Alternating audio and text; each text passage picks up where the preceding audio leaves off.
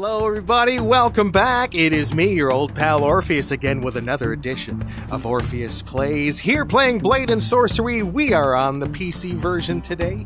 Here in the canyon, a lovely little secluded spot in the world where apparently they filmed a Conan movie, or maybe this is Universal Studios. I don't know, maybe there's an audience somewhere that I'm not seeing.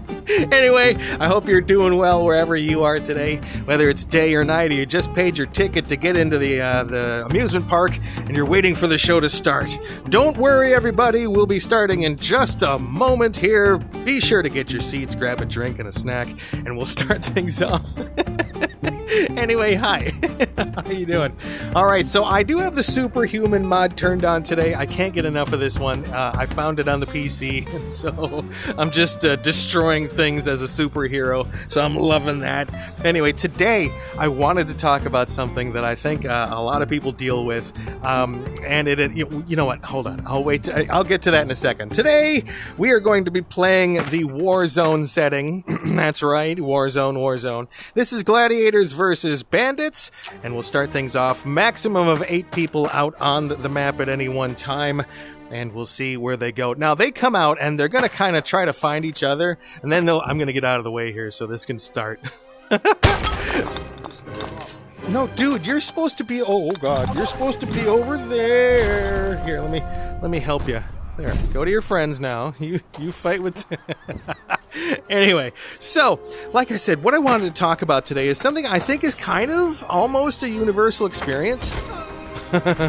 Because, wow, you got some strength on you, lady. Because, with the rise of apps like Tinder and Grindr and Snapchat and stuff like that, there's like this... Totally wrecked. Anyway, there's like this whole on-demand booty call thing going on, right? So if you want, you just go, you open up an app, and you just swipe left or right or whatever it is. I've never used it. I have no idea. I don't even know the basic... I know the basic concept, but I do not know the functionality of the apps. Anyway, so like you choose someone that makes you feel a little... right? And then you go and you have your little date, right? Oh, you know what? I did not do my first traditional slow motion kill of the day. I am so sorry. Let's get to that now. What do we got for that? The Seraphine Rapier. Boom. Let's try this now. We'll make up for it with an entire crowd of slow motion kills. Where did my thing go? You bastard. An entire slow motion group of the day. We'll splatter him. We'll come over here and run this guy completely through. Oh, God. Oh, it's getting worse for them as we go along. Oh. Anyway. Now that that's taken care of. So what, with the rise of these apps and everything, you can just tap a button and get some booty, right? Okay, so... When I was in college, I want to tell you the story of a particular... What is going on? What is zapping around on my back? This thing? All right. I don't need that anymore. It's the story of a one-night stand that I had in college. And this is a really strange one. So, I'm going to a big college. Pretty large. It was one of those top 10 universities, right? One of the Ivy League. Well, wait, no. Pac-10? What? They're one of the major ones that have football and basketball teams. I'm not a sports person. You tell me what they're called. Anyway, so big college, right? And I had been there about a semester and a half, maybe a little bit more. So I'm getting my fair share of all the frat parties and all that stuff. And I had applied to be in a frat. I'm not going to give any opinions in this video, at least, about fraternities and sororities. This thing's ridiculous. About fraternities and sororities. Let's just say I have some rather heated opinions on them. There's a phenomenon called blackballing that goes on with... Oh, you know what? That's cheap shot. You enchanted my sword. But there's this... it's called blackballing, and they'll put you through the entire process of... Okay. They'll put you through the whole process of, like, joining the fraternity or the sorority, and then when it comes to the initiation, right, where you all get together and you she's got like a lightsaber going on. And you have the, the ceremony to say, you are now part of this fraternity or whatever. And then instead of initiating you, they go, and you are blackballed. Get out of here, right? So it's like embarrassing in front of everybody. That happened to me, but that's a whole other story. Oh, evil Orpheus came out for that one. But hold on, that one's later. So I'm doing my thing with the frat parties. I'm really enjoying them. And, it's that Catholic schoolgirl syndrome. When you had a rough childhood where you were really just like restricted the whole time, you finally get to the point where you're like by yourself, and so you just go nuts, right? You just kind of do a bunch of dumb stuff all the time. Anyway, so one of those dumb things that I like to do was party. And so I'd go to frat parties and everything. And since I have this complete difficulty knowing if anyone likes me, it's hard for me to find anyone at a party, because it's like I don't know, so I just kind of wait until someone hits on me, right? And so I was at this party this one night, and it was at this big fraternity, and so there's, you buy your cup at the door, there's a cheap keg of beer over in the corner, and there's music playing, sometimes from a band, sometimes from a DJ, sometimes just from a radio in the corner. And this was a DJ thing. And so the night's getting on. I've had a lot of beer at this point in the night. There are some nights that I remember that, and I'm not a person that ever has blacked out, as they say, on alcohol. So for me, there are some nights where I got drunk where it was just like, oh my God, how the hell did I survive through that? And this was one of those nights. One of the other ones was the night before my brother's wedding. Again, another story I'll go into. Oh boy. Anyway, so this one, I'm really drunk. And it's getting towards the end of the party. It's starting to wrap up. It's 12 o'clock, 1 o'clock. They're wanting to wrap things up at the frat party. And so everyone's kind of winding down. And I see this gal off in the corner, and she's really staring at me. And I'm just laser beam eyes right at me. Oh, see, sort of. Come here. Right in the head. Oh, tell me, how did my husband die? You don't want to know, ma'am. So she's staring me down hard. And it's it's the sex eyes, right? You know those sex eyes that you could give somebody. It's like the look in your eye, right? And so I'm looking, and even I, with my autism and everything, I was like, yeah, this girl wants to get with me, right? And so I walk over, and again, keep in mind, I am really drunk, and I could tell she was really drunk too. And so she's this attractive girl, nothing wrong with her. I found her attractive. And so, I'm like, hey, how you doing? A little bit of small talk, but there wasn't really any small talk required. It was like, hey, it's late.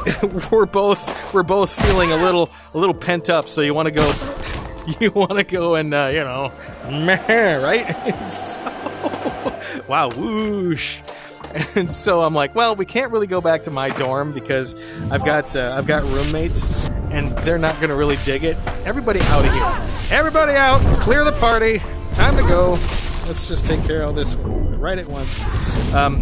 So I'm like, we can't go back to my dorm. My roommates are there, and I don't, And she's like, well, I'm in a sorority, so I've got my own room and everything at my place. I go, oh, cool, right? Well, I really had no idea where I was on the campus, so whatever. I'm messed up. She's like, oh, just follow me. So back to her place. And she's got, a nice room, a little dark, and it feels cozy, and there's little fairy lights up in the corner. Oh,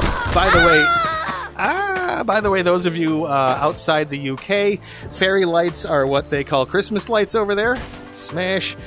So she had fairy lights all over inside of her room, and you know how the college dorm rooms are decorated sometimes. There's tapestries on the wall and stuff like that. Okay. So we kind of get to our thing, right? And I pass out. We both kind of pass out afterwards. Well, here's where things started to go a little weird. Before we passed out, you know how like there's that cliche of after having relations, you want to have a cigarette, right? Okay. I had run out of cigarettes at that point, and I had seen her smoking at the party. I had seen her smoking. At the party. And so I guess I was out of cigarettes, or I lost them or whatever. And so we're all done, and I'm like, hey, I saw that you have a pack of cigarettes. Can I get one? And she's like, oh yeah, no problem. She's like, they're cloves. Now, if you've never heard of cloves, back when I was in college, and I don't know if they're still a thing these days. God, I hope not, because they're gross. Don't smoke, anybody. It's bad for you, no matter what it is, except for some certain things. You know what I'm saying. Moderation, folks. But cloves are gross. They were one of two kinds of smoking choices back when I was in college that the hipster douchebag used to enjoy. And the two things are cloves and sheer BDs, otherwise known as BDs. Now, if you're into those now, no problem. That's a choice you make. It's cool. But back then, it was like this clear sign of being a complete ass. And so, cloves, they're cigarettes, right? They're legit cigarettes, but they don't have any tobacco in them. They instead have a herb and spice blend, which is heavily, she's very, very focused, which is heavily influenced by the flavor and actual cloves that are in the cigarette. It makes your lips kind of tingle after a while. They taste exactly like cloves taste because they're cloves, and it's just, I don't know. What I read over the years is that they can crystallize in your lungs and cause like calcification. Gross. Anyway, so she's like, "Yeah, I've got cloves." I'm like, "Oh man." So I'm like, "Okay, whatever."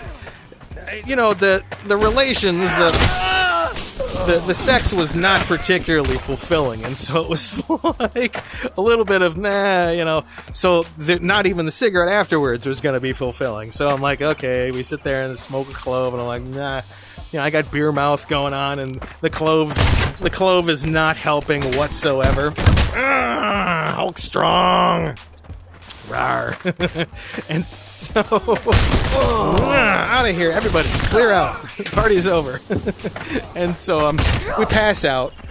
And I'm a person that I tend to, sometime overnight, usually about 3 o'clock in the morning, I get this thing where I totally start panicking. I have like an anxiety attack. And I just have to not be there anymore. Wherever I am, I have to not be there. And it's like I just bug out in the middle of the night. Sometimes I'll let them know, whoever I'm staying with. Sometimes I'll just pack my stuff and go. I don't know why. I just get really freaked out at one point in the night.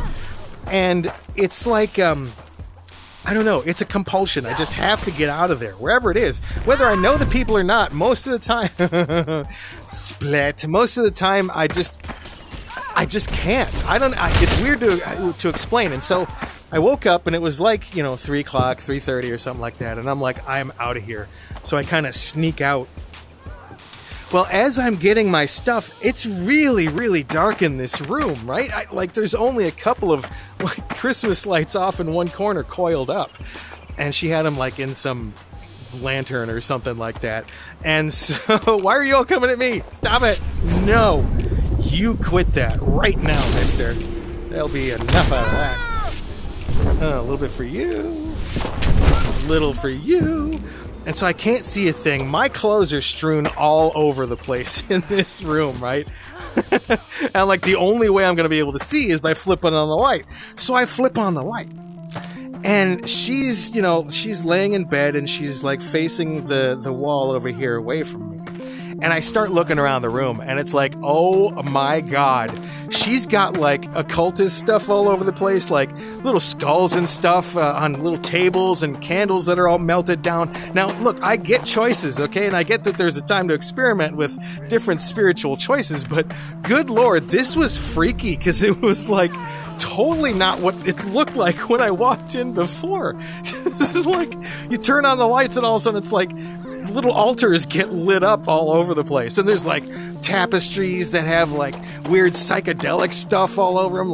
I don't know if you ever seen Super Jail. Go look up Super Jail. Some of the, like, that kind of imagery going on and stuff. Just bizarre. And so she starts to stir a little bit as I'm grabbing my clothes. And she's like, "Oh, are you going to leave?" And I'm like, "Yeah, I'm just going to hit the road here." And I'm like, let me I'll leave you my number. Right. So she's like, "Oh, let me get you a piece of paper."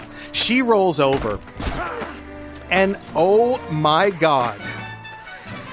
This girl was, I don't want to be mean, but damn it, she was ugly. Damn it, was she ugly. I mean, I'm not going to go into specific, features or anything, but man, it looked like her face didn't belong on her head. It looked like her head didn't belong on her body. It looked like her body didn't match her feet. It was just shocking because it was like, oh boy, the Flash has him. That's what it looks like when the Flash beats up on somebody. Oh God, they're going into another realm. Oh no.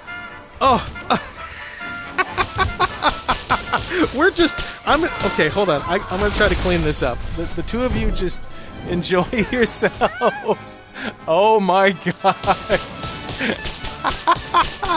Man, sometimes this game just makes me crack up so hard. Anyway, so she is, we would call it fugly. Absolutely fugly. And I'm thinking, wow, this is really mid. I got to get out of here, right? And so she's like, "Oh, let me get you a piece of paper." And I'm like, you know what? I think I'm just going to go. Now, again, keep in mind, there are a lot of stories that I've told here where it has to do with girlfriends or people that I dated. And it always tends to go a little funny towards the end, right? Because with all the autism, brain damage and stuff, and I'm a sociopath, I have sociopathy, so I don't have a filter sometimes, right?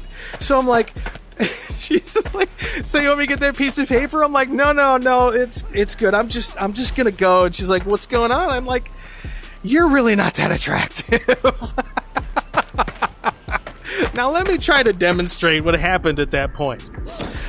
She got up out of bed, and I mean she flew out of bed, and she grabbed me, and she just full on, smacked me across the face, and it was like, I don't think I'd ever been slapped that hard in my life. I was abused, right? My dad taught me multiplication tables by slapping me when I got the wrong answer, and that wasn't as hard as this girl slapped me. In the top 5 slaps of my life, this is probably in the top 3, right? And so she smacks me and goes, "Get the F out of here, you a-hole." I can't believe you would say something like that. You found it perfectly fine a couple hours ago to have sex with me. Oh my God, right? So I'm doing the walk of shame. I'm coming home from a party, and I realize when I go outside, I have zero clue where I am right now. I have no idea whatsoever. My car was parked near my dorm. I didn't know where my dorm was in relation to where I was. What is going on here? Fortunately, we had a really, really big stadium on our campus. And so we got to the point where I could look, it was big enough where I could look just about anywhere on campus and I could see it off in the distance. So I knew where I looked at it from my dorm, and I kind of looked at it there, and I'm like, okay. Well, it took me about 2 hours to get back home. And as I'm going along, I'm just like, oh my God, what did I just do? I saw that girl again 2 months later. She was in my psych class. I started a new psych class. She was in the psych class. And good Lord, you want to talk about uncomfortable situations, awkward. I ended up quitting that class and taking another one entirely because every time I'd come into the class, she would be sitting there at the door just staring me down. So it was 3 or 4 classes that happened, and I'm like, this girl's going to kill me. I have to get out of this class now, right? So I transferred. But that was an interesting sort of thing. Do I feel bad about it? I don't know. you know, the thing is, like they say, beauty is in the eye of the beholder, right? Beauty is skin deep, and it's hard to agree on beauty, right? But we can all pretty much agree on what ugly is. Trust me, this girl is probably still single at this point. I know that's so mean to say, but good Lord, the beer goggles were real that night. I can't believe that I didn't notice, like, I don't wear glasses or anything, right?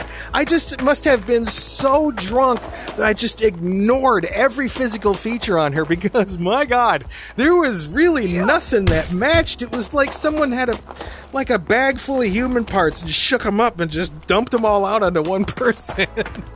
Anyway, I am such an ass, but whatever. That's my story today about one of my unfortunate, I haven't done it a lot, I think three times in my life. That was one of the most just horrible experiences of college. I never did anything like that after that. The other two were before that. I never did anything like that again, and mostly because I found out I need a connection with somebody in order to be intimate. I really do. And so that's how it is. Maybe you should consider the same thing. These days with all the apps and everything, it's way too simple to get going on that and way too simple to get a connection with somebody that may or may not be there. So anyway, take it easy, be good, do good, continue to do good, and you know what? Treat yourself well because where'd she go? Where did you go?